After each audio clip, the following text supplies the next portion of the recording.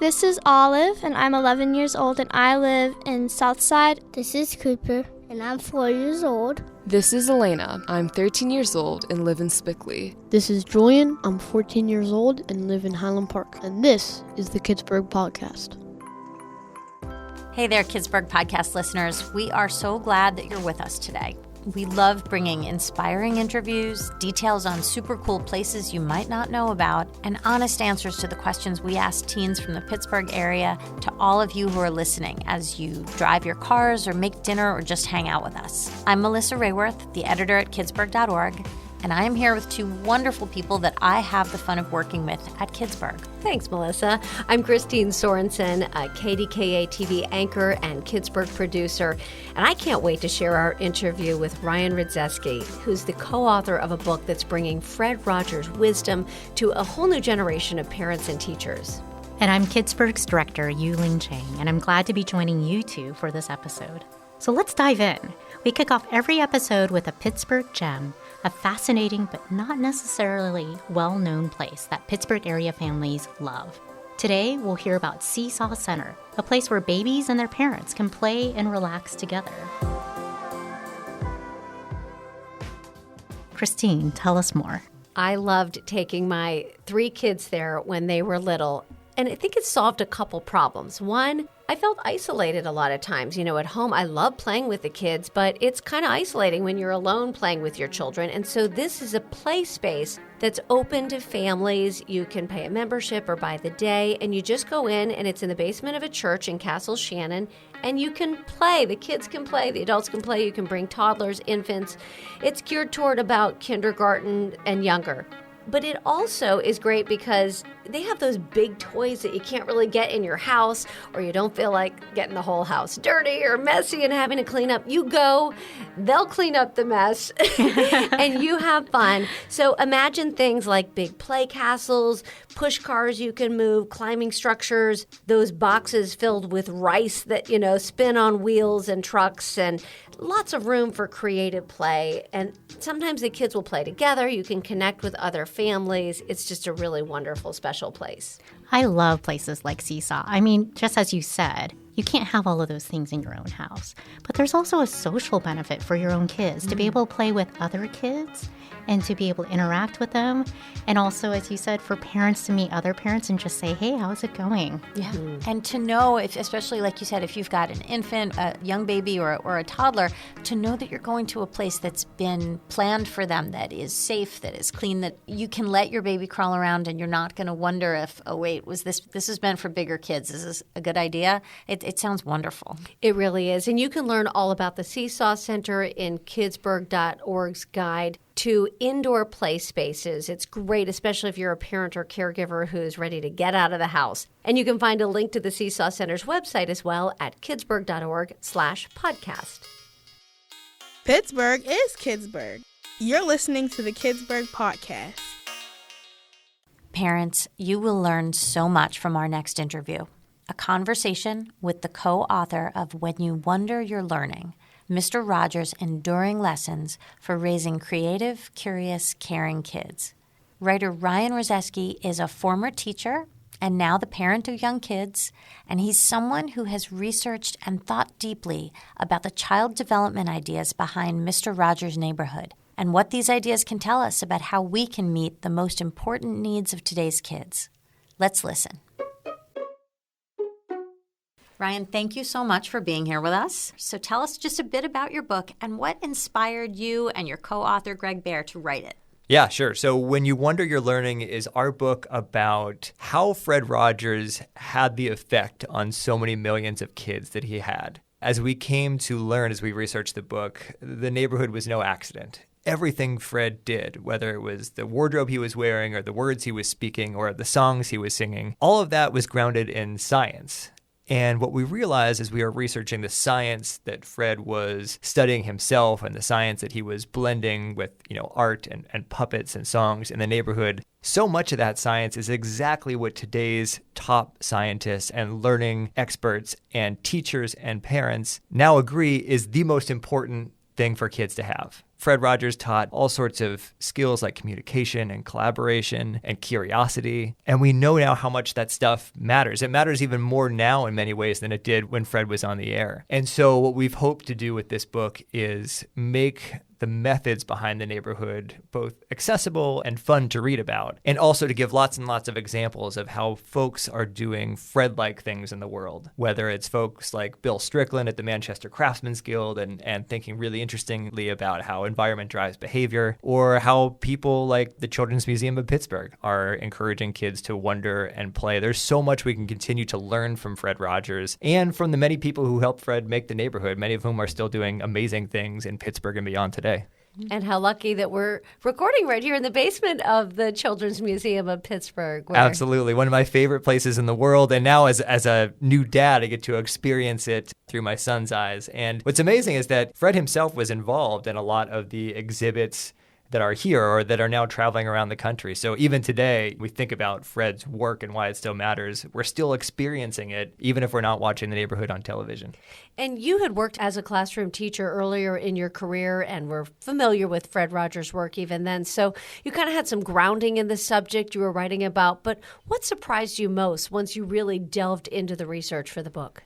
Yeah, I think as a teacher, as a classroom teacher, I don't know if my experience is representative of most teachers. I think it's probably safe to say that it is. When you're a practicing classroom teacher, you don't get a ton of exposure to what we're learning about learning itself. Occasionally, you'll read about an interesting study if it's interesting enough to make the news. If you're fortunate enough to go to a really good teacher prep program, you'll hear about the latest findings, but the latest findings change. And so it's really easy when you are working in a classroom to become sort of disconnected from what we're learning about learning and the conditions that are most conducive to learning. And what I love about Fred is when I realized that the methods he was employing still are so applicable and still matter so much, actually, we can look at Mr. Rogers as a sort of guide. If you're an educator, you can look to Fred for ways to improve your classroom practice. If you're a parent, you can look to Fred for ways to improve your parenting. The neighborhood is more than a nice memory, or at least it can be in the minds of us adults. It is very much a resource. It's a blueprint that we can look to and continue to learn from today. And that made me see Mr. Rogers in a whole new light.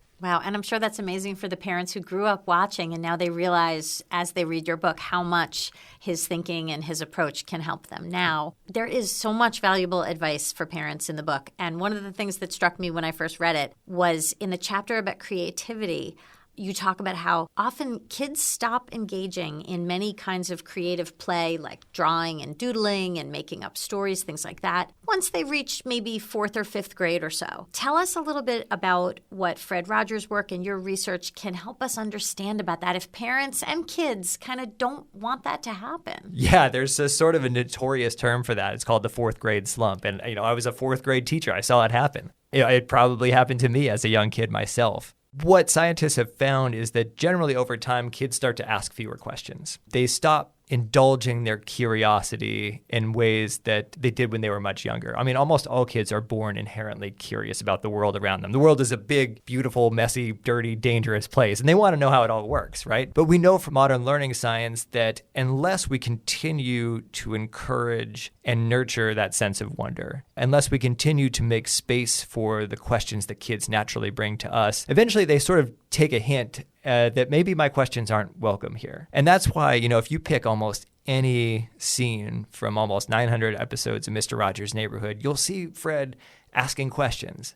And it's almost show and tell. He wants to show us things that make him curious. And he tells us about how much he wants to know about the world. He's always modeling that curiosity and letting us know that in the neighborhood, at least, wonder has value, that questions are encouraged. And modern learning scientists, when they go out into not just classrooms, but almost any space of learning, they see that the older kids get, the less space there is for that sort of wondering and learning. And so, kids get used to not asking questions. And the fewer questions they ask today, the fewer questions they're going to ask tomorrow. And that's sort of how we see that downward trajectory of wonder and curiosity. But what learning scientists have also found is doesn't have to happen that way. It's not a predetermined thing. If we can continue to give ourselves space, if we can continue to give kids permission to wonder and ask, and to give ourselves permission as adults to do so too, we can keep that spirit, that sense of wonder alive. And, there are plenty of adults who manage to do that, and Fred Rogers is just one of the many, I think, visible examples that we try to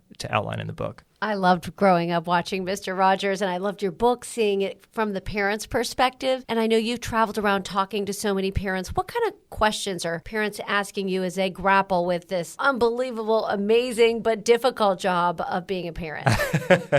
Yeah, I mean, the questions that we hear, they really span the whole spectrum. People are always worried about screen time. They're worried about social media for good reason. There's lots of valid questions about what that does to and for kids. They're worried about how do we help kids grapple with the reality that the world isn't always a beautiful place and that there's very real pain out there that often touches children themselves and their families. They're worried about, in many ways, the same things that parents have always been worried about. But now we have all this new stuff we have to worry about, too. It's a really difficult time. And so again and again, we go back to this moment, actually it's the 1940s, I think, when Fred Rogers, who was a young man himself at the time, walked into his parents' living room in Latrobe, Pennsylvania, and saw this strange glowing box. His family was the first family in Latrobe to have a television set. And Fred turned it on, curious, and the first thing he saw was people throwing pies in each other's faces. And he hated it. Fred Rogers, icon of American television, hated television because he said he didn't like to see a new technology being used to demean other people. Now, we have all sorts of new and exciting technological ways to demean each other now. But Fred, he sort of ran into the fire. He realized that this technology was not going anywhere, as our new technology is not going anywhere. And so he realized that his job, the job of caring adults, is to find ways to make that technology good and attractive and beneficial for kids. And it was not easy work, as we learned, but he managed to do it. And even today, we owe him a debt of gratitude for that. And there are so many people following in his footsteps, doing the same with other new technologies, paving a path for, a healthy, positive digital experience. I think so many parents are always wondering, or they may not realize actually how much the ways that they're living their lives, just by example, can kind of help their kids. So as a parent of a toddler, what are some of your favorite pieces of advice in the book when you think about, just how you would put all this kind of stuff into practice? It's a really good question. And, I find myself struggling with it in ways that have surprised me.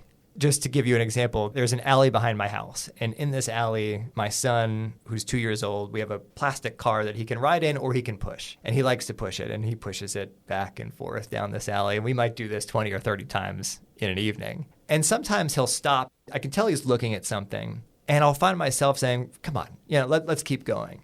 And I have to ask myself, why am I doing that? We have no destination in mind. We have no place that we need to be. Why am I hurrying him along and sort of pulling him out of this state of wonder that he's clearly in, instead of trying to figure out, well, what are you looking at? What's catching your attention? What are you wondering about? And so I think as a dad, I'm trying to break a lot of habits that I've developed over the years. And it took a 2-year-old who has none of those habits to show me what those habits were. And so just like, Fred himself, I'm trying to be slower and more patient. And I'm trying to see the world more through my son's eyes rather than, through my own hurried sense of self. And I'm trying to be more intentional about the environments that I create for him and thinking very seriously about how often do I have music on in the house? Can I have more music on? Can we have more art on the walls, more colors, more stories? How can I make my house more like my own version of a Mr. Rogers neighborhood in 2024? And now you've got a second child coming. So are there things you've learned about parenting now, with your first that will inform your second, especially in light of everything you've learned with the research from Mr. Rogers? What's really encouraging is that so many people, as we've continued to talk about the book over the past few months, and now I always have to tell people hey, look, I'm checking my phone during this. I wouldn't normally do that, but this baby could come any day now. And when I tell people that, it's kind of remarkable how many people have told me when I had my second or when my baby brother or sister was born, the person who helped me was Mr. Rogers. Or when my second kid was born, what really helped was an episode of Daniel Tiger's Neighborhood, specifically, in which they talk about how hard that can be. So it's interesting that the work that has consumed so much of my life over the past few years is also turning out to be the resource that's most helpful during a time of exciting change. So what would you want kids to know about the ideas in your book? One of the things we love about our podcast is that a lot of our listeners are parents who listen with their kids. And so if there are kids riding along in the car who probably know Daniel Tiger but may or may not have seen the original Mr. Rogers' Neighborhood series, just what kinds of things would you want them to have in mind?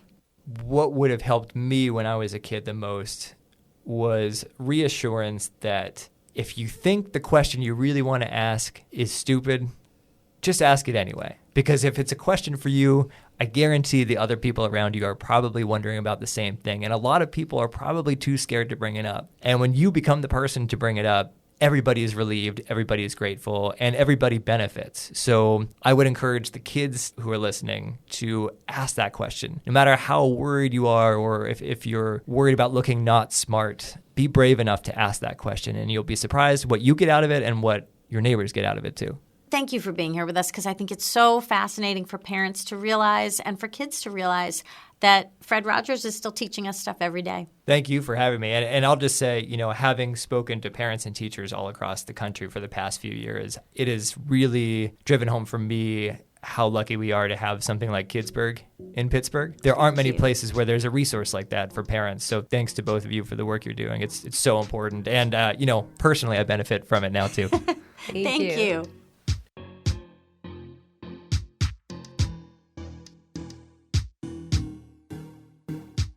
I loved this interview with Ryan. And first, since recording this, we have to share some great news. Congratulations to Ryan and his wife, Jackie. Their baby, Virginia Jean, was born right after they recorded this. So it's so exciting. That's fantastic. You know, what I loved about this interview is Ryan had all this great advice about parenting and studied the science behind Fred Rogers. But I love that he acknowledged that parenting is hard, that even he struggles with it, and that it's hard to, tell your hurried self, right? I'm constantly on my phone, scheduling the next thing, texting somebody back, to just put that down and enjoy the little walks that you have, to not hurry your child along, and to let them wonder and sit there and wonder with them. I know. When he told that story about walking in the alley behind his house, you can imagine that I think we all want so much to teach, trying each day to teach our kids as much as possible. So I could totally imagine being the parent who's like, okay, so I'm teaching my child how to push this little bike down the street, and I'm helping him learn to do this. So I would totally keep moving my kid along to keep doing that. And there's so much wisdom in Ryan stopping and thinking, wait a second, I'm going to let my son guide me, because there's so much firing off in his little brain, and it's worth giving plenty of space to that. And I loved how he said, don't be afraid to ask questions. My kids are all teenagers now, and I can see that starting to become a fear, and just really needing to encourage that, because it just opens so many doors. Yeah. It's a good reminder to all of us, right? Even as adults, to continue asking questions. Well, it's true. And I think in some ways, traditionally, I think parents thought we have to seem like we know everything, and we have to show our kids that, don't worry, we're in charge and we've got it all figured out. But there's so much benefit in us asking questions in front of them and saying, I don't know if I completely understand this, or I don't think I ever knew why this works this way. And I'd love to know. When they can see us doing that, I think that gives them real permission to do it themselves. So important to continue flexing that curiosity muscle. You can find a link to When You Wonder You're Learning at kidsburg.org/podcast. And in a moment, you'll hear local teens share the honest advice they'd love to give parents and caregivers about how they can help kids do better in school. You're listening to the Kidsburg podcast. Pittsburgh is Kidsburg. We asked students at SLB Radio's Youth Media Center for their advice to parents and other caregivers about how they can help kids do better in school. Here's what they said.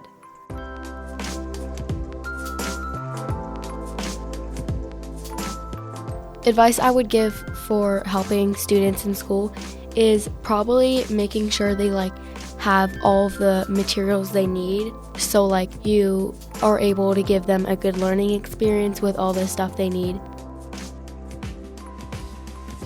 I think that something that adults can do to help kids is to listen genuinely.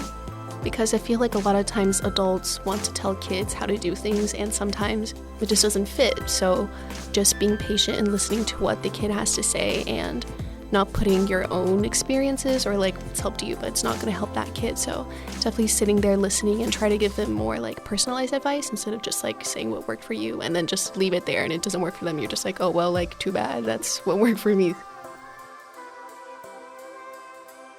Not every kid is awarded the luxury of having like adults in their lives steering them in the right direction and giving them good advice and looking out for them and making sure they're on track and going in a positive direction. And so whenever you catch yourself thinking like, well, who's teaching you things? Like, assume nobody. And then ask yourself, well, what could you do to change that? In your community, what outreach are you doing to help other kids in your area? Maybe you had a great mentor when you were growing up that really made a difference in you and you want to be that person for somebody else.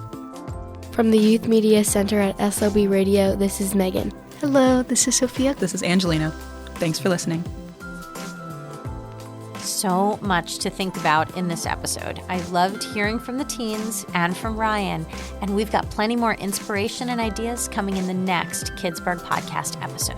Yeah, we've got 6 podcast episodes this fall, and if you missed any from our spring session, we've got 6 there that you can listen to as well. Just go to kidsburg.org/podcast to find them all, and be sure to sign up for our free weekly Kidsburg newsletter to find the news stories and online guides that can help you raise the kids you love in the Pittsburgh region and beyond. Thanks for joining us for this Kidsburg podcast. This is Rocco. I'm in 7th grade and homeschooled, and this is the Kidsburg Podcast. On the next Kidsburg podcast, we talk with tech entrepreneur Ray Abel about changing the lives of folks with disabilities. Plus, we take you to the gorgeous Beechwood Farms Nature Reserve. And we spill the tea with teens, asking them for their honest take on what would actually make their daily lives easier.